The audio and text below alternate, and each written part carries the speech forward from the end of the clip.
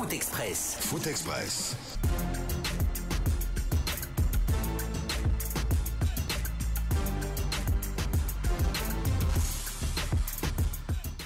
Foot Express. Foot Express.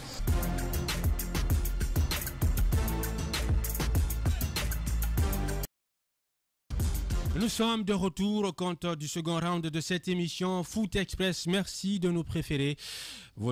Merci de rester fidèle au programme de Adafo Média, Radio Espace et Espace TV. Vous nous regardez, vous nous suivez également à la radio dans les 5 communes de la capitale, à Boki, à Labé, à Kankan, à Mamou, à Zéro Corée, à Kindia également. Ça fait beaucoup d'antennes régionales. Mais voilà, on s'en sort. Campos également nous écoute du côté donc de Kindia. Salutations amicales au directeur régional de Kindia, Moussa Campos Souma. Nous allons poursuivre cette émission Foot Express avec notre invité, Thierry Guiou. Il est le premier nouveau directeur de l'académie, Kefala Persson Camara. On était en train de parler des dates de cette détection. Comment cette détection va-t-elle se faire?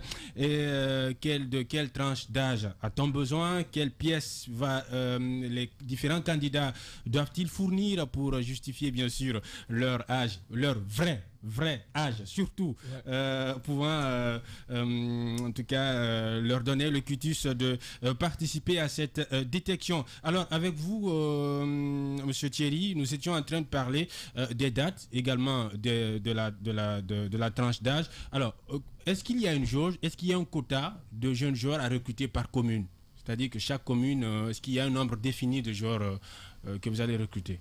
Non, il n'y a pas de nombre défini pour éviter d'avoir des erreurs. C'est-à-dire si on définit un nombre de joueurs au préalable et que les talents ou sont en abondance ou ne sont pas assez présents, ça aurait été dommage de déterminer un nombre qu'on ne pourrait pas atteindre. Donc ça dépendra uniquement du talent des joueurs. S'il y a 2 joueurs par commune ou une commune où il y a 2 joueurs, une commune où il y en a 30, et ben dans ce cas-là, on procédera ainsi. Bien, Mohamed. Je crois que vous aurez certainement un monde fou qui viendra. Parce que les enfants, on sait qu'en Guinée, je parle on adore le foot. On adore le football. La technique, surtout, est le point qui différencie les enfants guinéens quand vous les voyez jouer au foot. Je sais que beaucoup d'entre eux viendront. Est-ce que vous ne serez pas envahis si les enfants doivent venir d'eux-mêmes sans être accompagnés, par exemple, par un club ou par des formateurs? Qu'est-ce que vous prévoyez pour... parce que je sais que, par exemple, à Matoto, vous en aurez des milliers qui viendront forcément. Est-ce que les 3 jours suffiront largement? Alors, déjà, c'est une commune où on a prévu 3 jours, un peu plus que d'autres communes. On a prévu 2 jours, d'accord. On aura une organisation qui sera mise en place pour que la détection se déroule dans les bonnes conditions. Et on aura un système de rotation assez rapide, de manière à ce qu'un maximum d'enfants puissent se présenter et avoir l'opportunité d'aller sur le terrain. Si toutefois on constate, pour une raison quelconque, qu'il y a eu trop de postulants qui n'ont pas pu montrer leur qualité, rien ne nous interdit de reproduire sur des mêmes lieux à terme une détection pour ces jours-là. À l'instant même, ce sont les dates retenues pour la détection. Vous pouvez nous rappeler le programme de détection? Alors on commencera à Dubreka sur les dates du 18 et du 19 mai au stade de Negueya. Okay. On poursuivra sur la commune de Matoto. L'heure, en semaine, on attendra que les enfants aient terminé l'école, donc ça démarrera coup d'envoi à 15h jusqu'à 19h à peu près. Ça c'est pour Dubreka. À Matoto, 21 et 22 mai au stade Imbaya et le 23 mai au stade Cabinet Kouyaté. Donc quand ça sera le vendredi, ça sera pareil, le vendredi de 15h à 19h. Et par contre, ce sera le matin sur les dates de week-end, le samedi et le dimanche, avec coup d'envoi à 8h jusqu'à midi, 13h, selon le nombre d'enfants qu'on a réussi à faire passer. Bien.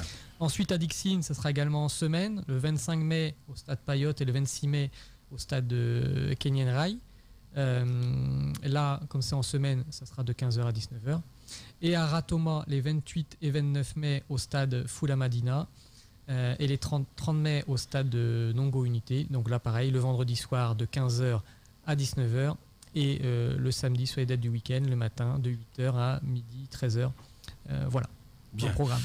Oui, le dépôt, c'est-à-dire les dossiers, la détection le même jour, est-ce que vous ne voyez pas un peu que ça va déborder? Ça va déborder? Je ne peux pas dépasser par les événements. Non, l'enregistrement sera très rapide. Nom, prénom, date de naissance, présentation du justificatif.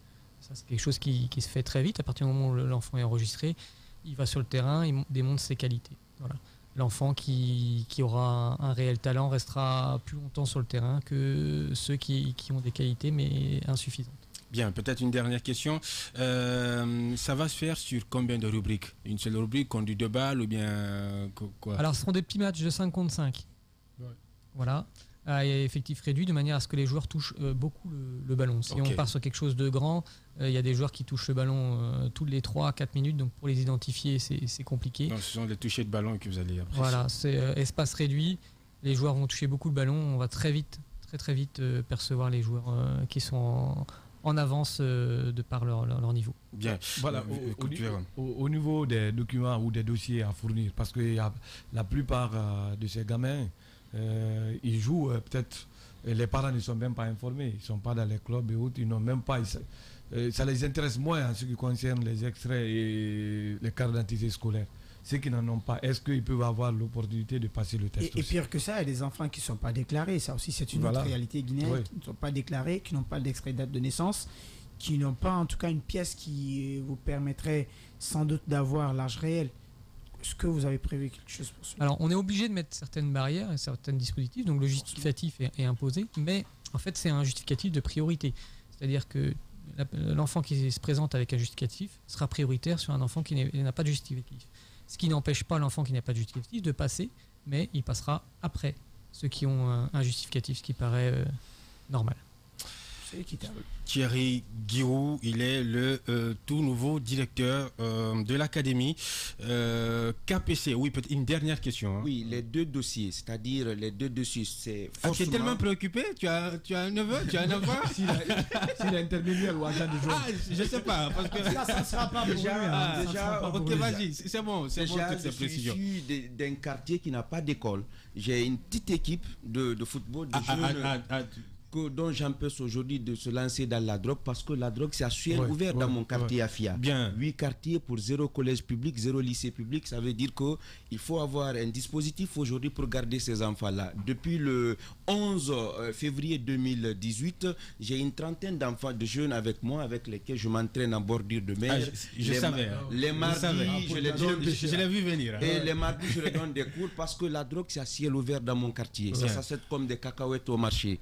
Alors j'aimerais savoir, est-ce que les deux dossiers, c'est-à-dire vous avez parlé de cartes scolaires et de l'extrait de naissance, les deux à la fois ou bien un seul suffit pour justifier la chose? Ou l'un ou l'autre. Bien. Merci. Bien. C'est clair. C'est le bon moment alors de chercher des cartes pour les gosses. Ouais. Tu viendras avec tes oisillons. Oui. Il faut aller rencontrer les parents maintenant. Ah, bien. Parce que la convention, ça ne serait pas entre toi et l'académie KPC. C'est entre les parents du joueur et l'académie KPC. Exactement. Il faut aller se faire reconnaître maintenant. Et par la même occasion, il faut le tirer le chapeau pour dire félicitations, courage à toi.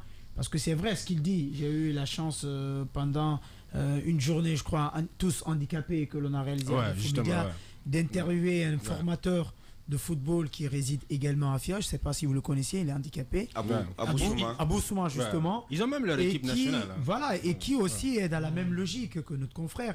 Aujourd'hui, le sport, surtout le football, ça éduque, ça fédère et ça empêche beaucoup d'enfants de sombrer du côté obscur. Donc félicitations mon frère et merci. On t'accompagnera comme on le pourra. Bien.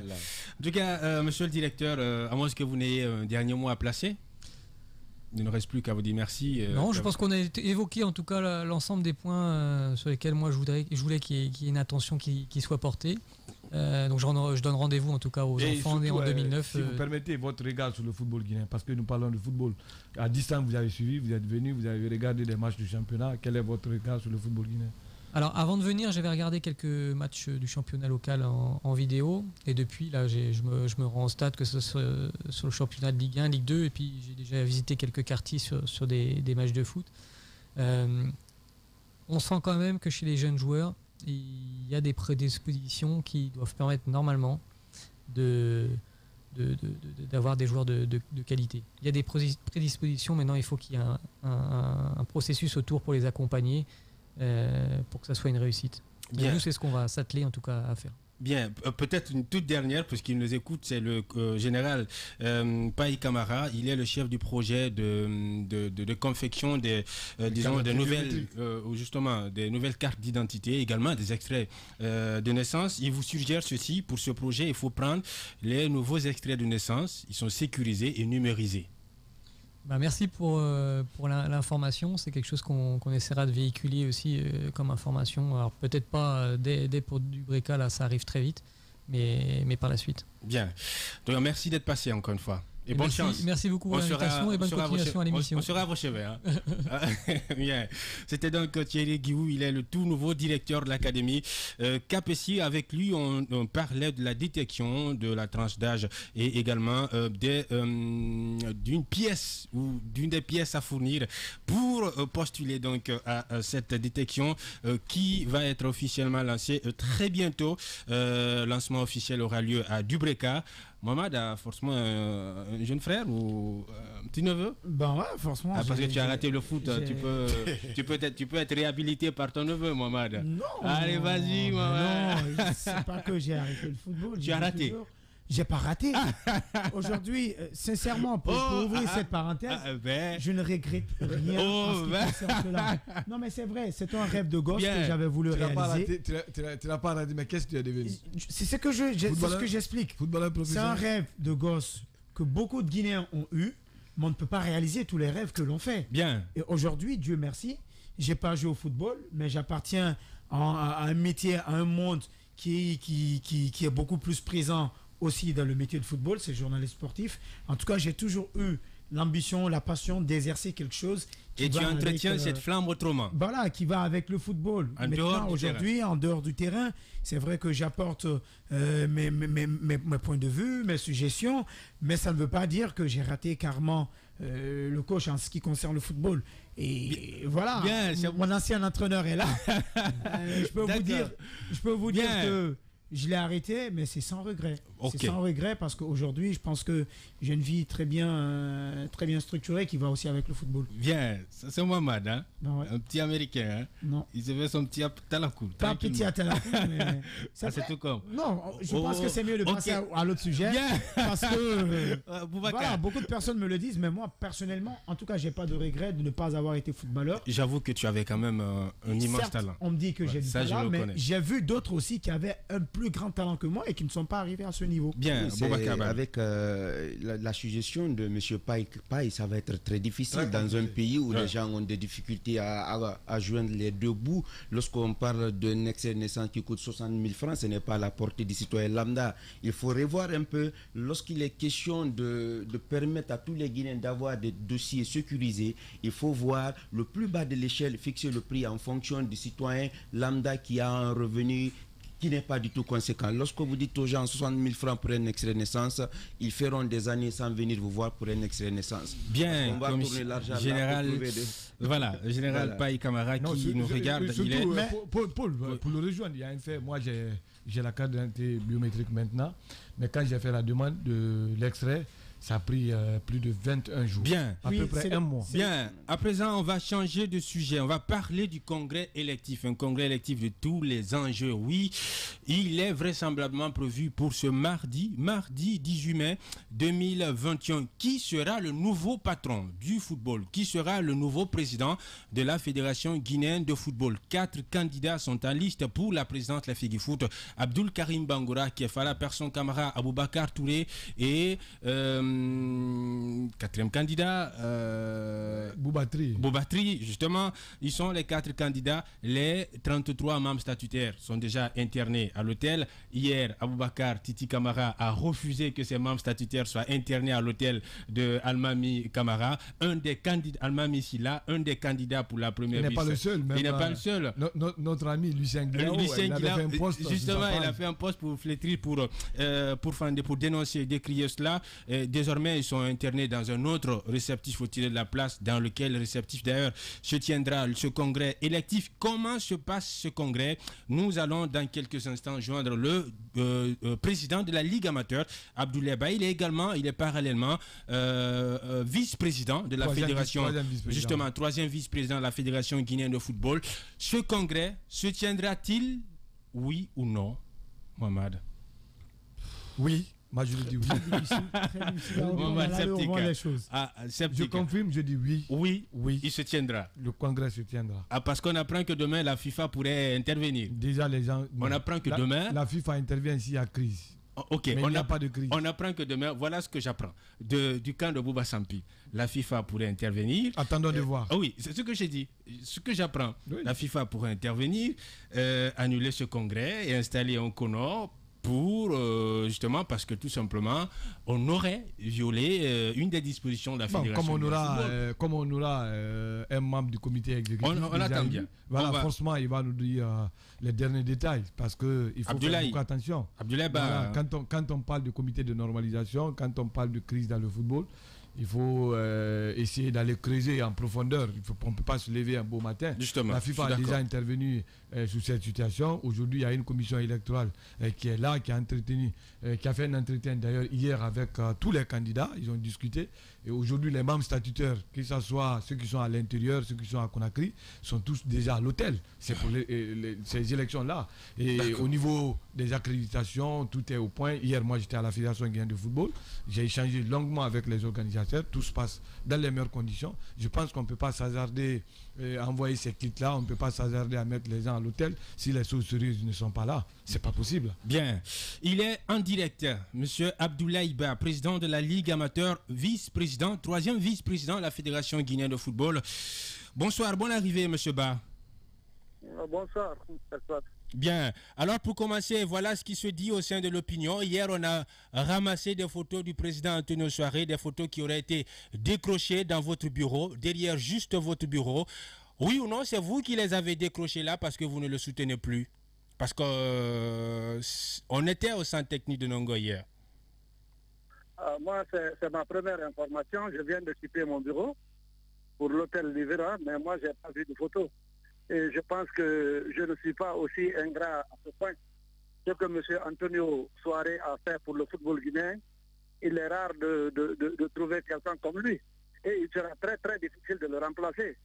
Donc décrocher ces photos ou bien le traiter de quelque chose de mauvais, c'est tellement ingrat que moi, ça ne me ressemble pas. Bien, moi c'est clair. Voilà. Mohamed. Les avaient décrochés, c'est pas grave.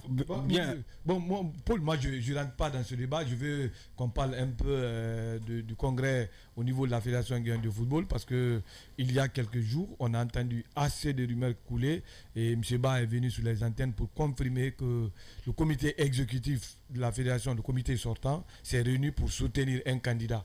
Moi, je voudrais savoir pourquoi soutenir ce candidat et qui est ce candidat. Bon, moi je pense que le candidat d'abord c'est KPC. Le soutenir aussi c'est parce qu'il œuvre beaucoup pour le développement de ce football. N'oubliez pas que KPC il a un club.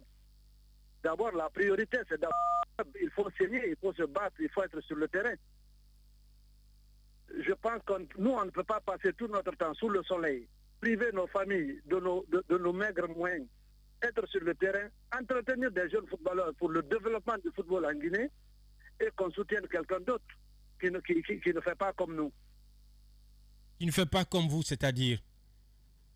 Non, qui ne fait pas comme nous, qui n'est pas sur le terrain. Qui est chez lui, qui attend que l'équipe nationale se qualifie ou autre pour dire que moi je soutiens le CELI national. Il faut faire de telle sorte que le football se développe. Et le football ne peut pas se développer sans les moyens. Alors, et pour mettre ces moyens, il faut avoir des jeunes à votre disposition pour vraiment les prendre en charge pour qu'ils puissent s'épanouir. Oui, Monsieur le Président, si vous me permettez, moi, je voudrais savoir, à la tête de la Fédération guinéenne de football aujourd'hui, on a besoin d'un nanti ou on a besoin d'un administrateur? On a besoin d'un bon administrateur. Mais tous ceux qui sont nantis, en général, sont des bons administrateurs. Parce que non, pas forcément, Monsieur le Président. Pas forcément, Monsieur le Président. Attention, pas forcément. Et ce qui se dit au sein de l'opinion, c'est que vous, membres statutaires, bon, on ne va pas vous frapper avec le même fouet, mais c'est que certains sont plus préoccupés par leur train de vie que par l'avenir du football. C'est ce qui se dit. Oui, mais chacun est libre de le dire dans tous les cas. Tous ceux qui ont pris des clubs mettre de l'argent dans ces clubs. Ça, c'est clair. Donc, commande maintenant cet argent ou qu'on travaille pour l'avoir on le met à la disposition de la jeunesse guinéenne. Monsieur le Président, il y a eu un compromis au palais Sékou Touréa. Le général Mathurin est venu transmettre les mots du président de la République, la proposition si vous voulez. Aujourd'hui, les membres statutaires sont à l'hôtel. Est-ce que le compromis de Sékou Touréa, c'est ce qui sera, si vous voulez, si c'est ce qui sera accepté par tous, ou bien on ira tout droit à l'élection? Moi, je pense qu'à Sékou Touré, il n'y a pas eu de compromis. Il y a eu une proposition. Est-ce que M. Antonio Soare a donné les 3 noms dont on lui a attribué? Est-ce que les membres statutaires ont donné les 4 noms qui ont été attribués? Donc jusqu'à présent, nous n'avons pas encore ces noms. Donc cela veut dire que nous devons aller à l'Assemblée. Le problème de nom, le plus important là-bas, c'était celui qui devrait occuper la tête, la présidence. C'est le président de la Fédération guinéenne de football. Il paraîtrait que ça a été dit de soutenir KPC ou d'être tous autour de KPC, chose que certains membres statutaires ont rejetée. Et aujourd'hui, on nous informe que les membres statutaires se sont retrouvés pour accepter la proposition du palais Sékou Touréa. En plus, on a vu un candidat qui est monté au chrono, qui a fait des postes aujourd'hui, qui est en train de voir quelque chose qui ne cloche pas au niveau de ses membres statutaires. Il s'agit d'Aka. Vous savez, le choix de KPC, peut-être que ça a été fait à la présidence. Nous ne savons pas comment ça s'est passé, mais même à notre sein, le bureau exécutif, je vous ai dit, la dernière fois, nous avons fait une réunion où nous-mêmes, nous avons décidé de soutenir KPC. Donc, si les membres statutaires ont fait une réunion, en tout cas, moi, c'est une réunion à laquelle je n'ai pas participé et mon club n'a pas participé pour dire que ce qui a été proposé à Sékou Touréa est accepté ou pas. Ce qui se dessine, c'est que nous irons aux élections. Même si ce qui a été fait à Sékou Touréa est accepté, ça doit être confirmé par une assemblée. Abdoulaye Ba, président de la Ligue amateur, un des vice-présidents de la Fédération guinéenne de football. Oui, M. Ba, parlons un peu du rapport financier de la Fédération guinéenne de football. Parce que récemment, on a vu le ministre Tibou sur les ondes des médias où il parlait de plus de 100 milliards qui ont été donnés par la CAF et la FIFA. Et vous étiez vice-président de cette même fédération. Beaucoup pensent que cette gestion n'a pas été... je ne veux pas plaisanter là-dessus, mais tout n'a pas été rose. Qu'en dites-vous par rapport à la sortie du ministre Tibou, qui est quand même un peu loin du football? Moi, je pense que chacun est libre d'interpréter ses dépenses. Ce que je peux vous dire, chaque 6 mois, la FIFA donne 500 000 $. Chaque 6 mois. À la fin de ces 6 mois, ils viennent faire un audit. Si l'argent est mal géré, vous n'avez pas la subvention suivante. Ça, c'est la première des choses.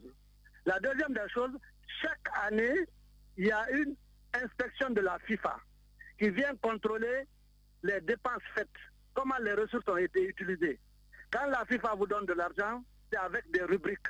On vous dit l'administration, le fonctionnement, la formation, le football des jeunes, le football féminin. Il y a toutes les rubriques. Et l'argent doit être dépensé en fonction de ces rubriques. Je pense que c'est ce qui est en train d'être fait, parce que jusqu'à preuve du contraire, ça fait 4 ans de mandat. Jusqu'au jour d'aujourd'hui, la FIFA ou la CAF ne nous a pas reproché d'avoir mal géré cet argent. Et à la fin de chaque échéance, ils envoient le montant dû. Et il y a eu des assemblées. À ces assemblées, il y a eu des documents présentés, des rapports financiers qui n'ont jamais été contestés. Donc si certaines personnes disent que l'argent a été mal géré, ils sont libres de le dire.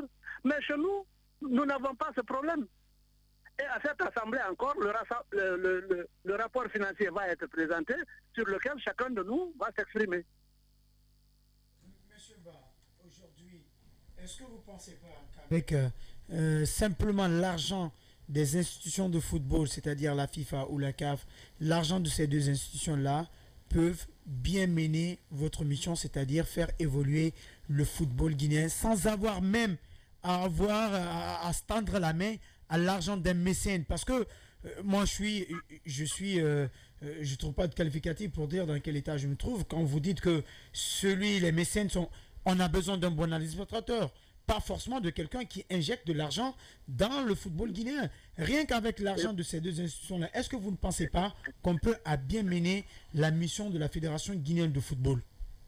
D'abord, je veux vous dire, il ne s'agit pas d'être simplement mécène. Il y a beaucoup de personnes qui ont de l'argent, il y a des milliardaires qui sont terrés chez eux, qui ne donnent aucun franc à cette jeunesse pour jouer au football. Ça, c'est la première des choses.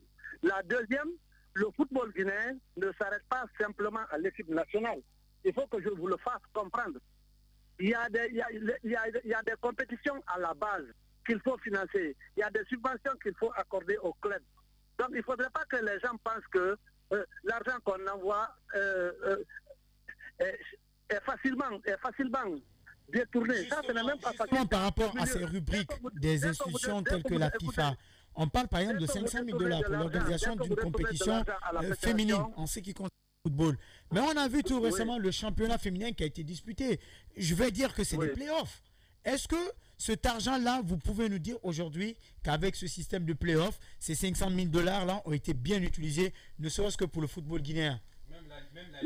Voilà, parce qu'il y a beaucoup de problèmes. Ouais, même la Ligue féminine a été installée à la Vatassoir. La Ligue féminine n'a pas encore été installée.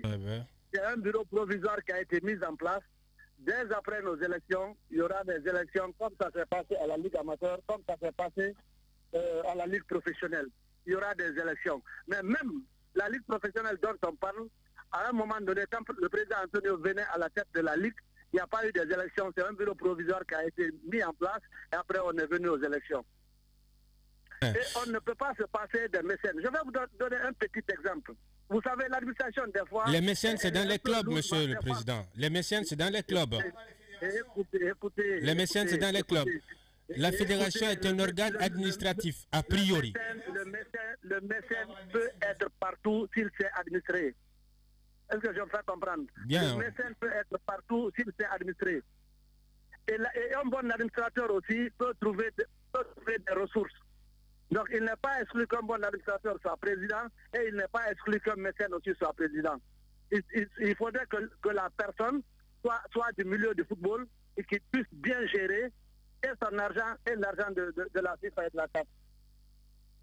Monsieur Abdoulaye Ba, ma question c'est autour de... on sait que généralement à la veille de chaque congrès électif, c'est le moment de séduction des membres statutaires. Quand ils sont internés, on les démarche, tout ça, pour voter pour tel ou tel autre candidat. Nous apprenons que 200 millions de francs guinéens auraient été mis à la disposition du bureau exécutif pour les distribuer aux membres statutaires pour voter pour un des candidats. Est-ce que vous pouvez confirmer cela? Mais donné par qui? Allez jusqu'au bout. 200 millions a été donné au comité exécutif par qui? Par le nouveau président? Par l'actuel président? Par un des candidats? Par un des candidats. Par qui? Par un des candidats. Bon, moi c'est ma première nouvelle. Je suis du bureau exécutif, mais pour le moment, moi je n'ai reçu aucun franc. On sera à l'hôtel à 19h, monsieur Ba. Merci. Oui, M. Ba. Ne partez pas, oui. Voilà, M. Ba, on a reçu un mail, on ne sait pas si c'est un mail anonyme ou quoi, mais qui est signé Bangal Souma. Dans ce mail, on nous dit que la fédération a reçu plus de 10 millions de dollars. Exactement. Ils disent que... Bangali Souma, oui, que vous avez perçu en tant que président de la Ligue amateur 2 milliards de nos francs. Oui, mais Bangali 3 milliards Mathieu Bangoura en tant que président de la Ligue. Écoutez, Bangali Souma, c'est qui? Il faut l'identifier. Il faut dire qu'il travaille au Trésor, qu'il travaille à la Banque centrale, qu'il est président d'un club, il est de la Ligue régionale, mais Bangali Souma. Simple Bangali Souma, c'est qui? Chacun est libre d'envoyer un mail. On nous dit souvent, ces mails anonymes qui tombent dans les téléphones et partout et sous les mails des gens, que c'est Super V qui est derrière. Appelez les choses par leur nom, que c'est Super V qui est derrière, qui connaît bien l'administration du football, qui connaît bien les rouages, comment ça se passe. Donc à ce niveau, vous-même, à un moment donné, vous l'avez déclaré sur un plateau de télé, qu'on reçoit des mails anonymes. Donc forcément, on ne l'accuse pas directement, mais pour la plupart des observateurs, que c'est Super V qui est derrière. Vous le savez mieux que moi. Oui, mais ils ont donné combien à qui? 2 milliards à M. Abdoulaye Ba, président de la Ligue amateur. 3 milliards à M. Mathieu Baboua. Le mail est là, le mail existe. Oui, je vous écoute. Le document, la date de quand? Le mail est venu le 16 mai 2021. Aujourd'hui, nous sommes le combien? Bon, on est le 16 aujourd'hui. On est le 16. Voilà. Mais vous aussi faites un petit calcul. Il y a 3 jours, je suis à la radio et à la télé. On n'avait jamais parlé mon nom. On n'avait jamais envoyé des emails parlant de bas de la Ligue amateur. Maintenant que je suis monté au créneau pour parler, ça vaut le coup qu'on envoie des mails et qu'on parle de moi. Mais moi, j'ai reçu plus de 2 milliards pendant mes 4 ans. Plus de 2 milliards de francs guinéens pendant 4 ans. 2 milliards pourquoi? Écoutez, j'ai 49 clubs à gérer et chaque club de Ligue 1 a 25 à 30 millions et chaque club de Ligue 2 a 10 à 15 millions pour 69 clubs, 20 clubs de Ligue 1 et 49 clubs de Ligue 2. Faites la somme de ces subventions pendant 4 ans, oui. National... plus les frais d'arbitrage, les frais officiels des matchs. Monsieur le Président, National 1 et National 2. Parce que quand vous parlez de Ligue 1, Ligue 2, Mathurin va se voir... Non, c'est pas ce que j'ai dit 69 clubs. Je dis de Ligue 2. Hein? Subvention allant de 15 millions à 25 millions pour les 69 clubs. Chaque année, faites la somme et voyez ce qui reste. Ça sera pour les frais d'arbitrage. Un arbitre est payé à 300 à 400 000 pour chaque match. Pour chaque match, il y a 4 arbitres et un commissaire de match. Donc il y a 5 officiels allant de 350 à 400 000 par match. Calculez le nombre de matchs, faites la somme. 2 milliards pour 4 ans. 500 millions par an. N'est-ce pas? Pas friand des maths, mais on va se prêter à cet exercice. Subvention des clubs, faites le calcul. 500 millions multiplié par le 69 clubs. Regardez combien ça fait. Pas de commentaires. Sauf que au congrès de la Ligue amateur, vous avez à un certain moment été secoué par le rapport, le contre-rapport financier assez bien détaillé par Kamisoko, au point que à l'issue de ce congrès, vous avez versé quelques larmes, Monsieur le Président. Oui, mais je suis d'accord. Moi, je suis un bon administrateur. Je suis prêt à être critiqué. C'est pour ça que j'ai demandé à ce que le rapport soit lu et exposé et que les gens en discutent. Je pense qu'après débat, il y a eu une conclusion. C'est bien beau que les gens discutent les rapports financiers. Pour ne pas montrer que vous êtes simplement là pour observer. Vous n'avez pas les yeux pour orner la tête. C'est pour regarder et apprécier et donner son point de vue. J'ai beaucoup remercié Kamisoko parce qu'il nous a aidés à bien comprendre les choses et à nous améliorer. Oui, Monsieur le Président, avec toute votre expérience dans le monde du football, étant pendant plusieurs années président du club, membre du comité exécutif, aujourd'hui, il y a des problèmes au niveau de notre football. Moi, je ne dirais pas crise. Quelle est la solution que vous préconisez pour qu'on se retrouve encore main dans la main pour que le football guinéen se développe? Parce qu'aujourd'hui, beaucoup se sentent lésés. D'autres pensent que leur patron est secoué ou je ne sais quoi. Proposez-nous, il faut nous donner une solution pour qu'on sorte vraiment de ce qui se passe au sein de notre football. La seule et unique solution, c'est de mettre les intérêts personnels de côté. Et aller à on dirait que certains ne sont pas prêts pour ça, Monsieur le Président. Écoutez, tout en tenant compte de la valeur intrinsèque de tous les candidats. Quand il n'y a pas d'affinité, les choses sont bien faites. Vous mettez un bureau exécutif en place en tenant compte de leur valeur intrinsèque, vous n'aurez pas de problème. Mais quand les débats sont orientés, les élections sont orientées, c'est géré par une personne pour l'intérêt d'un groupe de personnes, que ce soit aujourd'hui, demain ou après-demain, ça ne marchera pas. Il faudrait que nous soyons conséquents, que nous choisissons les hommes capables de nous amener là où nous voulons aller. Oui, Monsieur le Président, c'est par rapport à l'élection toujours, le représentant de la CAF ou de la FIFA, je ne sais pas si c'est le représentant de la CAF ou de la FIFA qui doit être là pour pouvoir quand même superviser les élections. À date, on nous informe que jusque-là, il n'y a aucun représentant qui est délégué pour venir en Guinée. Vrai ou faux? Bon, je vous dis, il n'est pas obligatoire que les gens de la CAF ou de la FIFA soient là. C'est quand il y a une crise il y a des problèmes. Les membres statutaires ne s'entendent pas. On estime qu'il y a une autre partie qui est lésée. Là, ils viennent observer. Ils ont été invités. S'ils arrivent, on le fera à leur présence. À défaut, nous ferons notre assemblée. Maintenant, s'il y a des trucs qui se préparent, parce qu'il y a certains trucs qui sont relationnels peut-être au niveau de la FIFA et de la CAF, ils estiment que l'assemblée que nous sommes en train de faire n'est pas logique, ils nous donneront les directives qu'il faut. Monsieur Abdoulaye Ba, président de la Ligue amateur, un des vice-présidents, troisième vice-président de la Fédération guinéenne de football. Monsieur le Président, en tout cas, merci d'être passé dans cette émission Foot Express. À nous revoir au congrès électif du 18 mai. Ok, merci, on se revoit après demain. D'accord. Mohamed, exercice périlleux. Bon, c'est vrai que moi, déjà, sa communication, pour moi, a été grillée dès le départ sur le fait qu'il a essayé de justifier leur souhait plutôt de voir qu'APC, il pouvait donner, par exemple, son candidat favori et s'arrêter là. Parce que c'est son choix quand même. Chacun est libre d'avoir un choix dans cette course pour le poste de la présidence de la FEDIFOOT.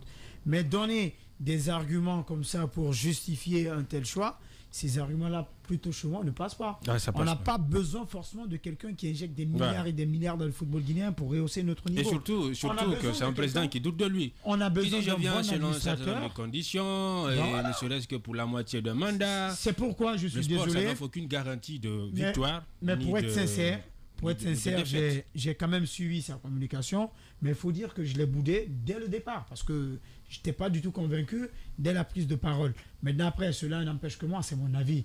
S'il y a des choses qui se préparent, qu'on essaie d'acheter des voix, ça ne sera pas c'est ce qui se fait, oui, mais ça ne sera pas quand même nouveau. Une première. Ouais, ça ne sera pas nouveau, je suis d'accord. Et tout naturellement, dans le micro, lui, il ne viendra pas pour vous dire, pour l'écouter, je suis témoin qu'il y a eu achat de vote.